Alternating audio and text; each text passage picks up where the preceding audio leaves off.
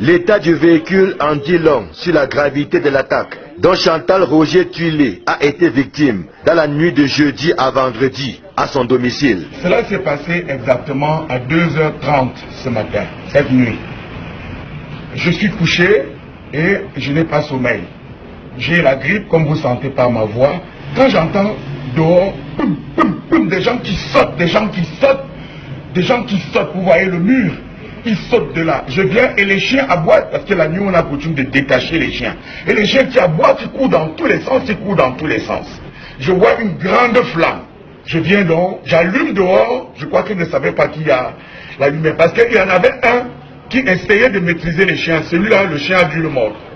Il y avait un dehors, j'ai entendu demander aux autres, dépêchez-vous. Il y en a un qui essayait de forcer la porte d'entrée, vous avez vu tout à l'heure, qui essayait de forcer la grande porte d'entrée, d'où les poum poum poum poum que j'ai entendu dehors.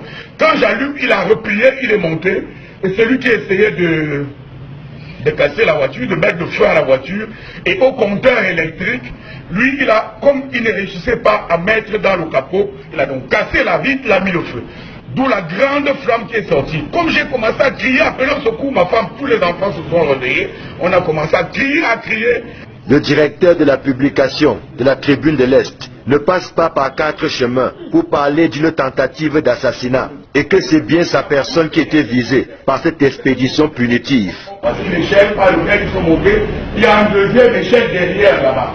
C'est-à-dire que c'est une opération montée par au moins 5 personnes. Il y a celui que le chien agressait, qui devait être armé, parce qu'il a sorti quelque chose, et l'autre a dit pas encore, pas encore. Il a remis quelque chose qui était un pistolet ou un fusil. C'était long, ça ne ressemblait pas vraiment, ou c'était un pistolet, ou c'était un pistolet prolongé de quelque chose. Ils avaient des bottes, les bottes des hommes en tenue, des bottes là, des chaussures en toile des hommes en tenue. Ils avaient des cagoules, et ils avaient des sortes d'habits de mécaniciens, des sortes d'habits de mécaniciens. Et ils ont sauté. Le dernier a sauté, a dit, dernier avertissement. Dernier avertissement. Il est monté, il est parti. J'ai entendu la voiture a démarré, boum.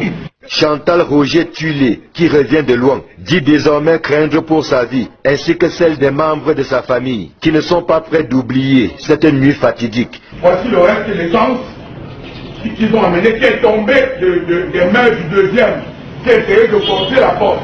Parce que je crois qu'il fallait brûler également à l'intérieur de la maison.